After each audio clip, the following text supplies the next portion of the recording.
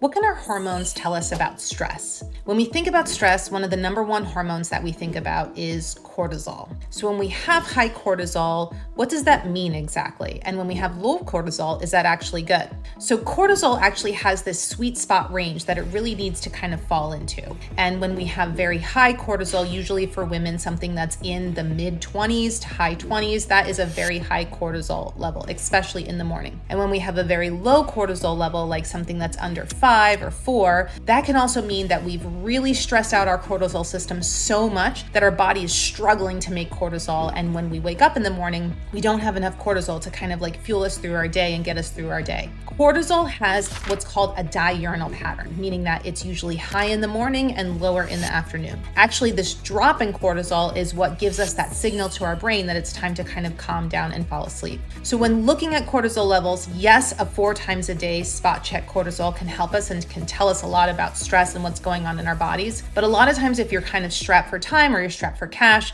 you can just do a serum AM cortisol level and get a lot of information about what's going on with stress in the body by looking at, is that AM cortisol level within a normal range, like somewhere in the healthy teens, or is it something that's really, really high or really, really low? Let us know if you have any questions about stress or cortisol, and we're happy to answer them.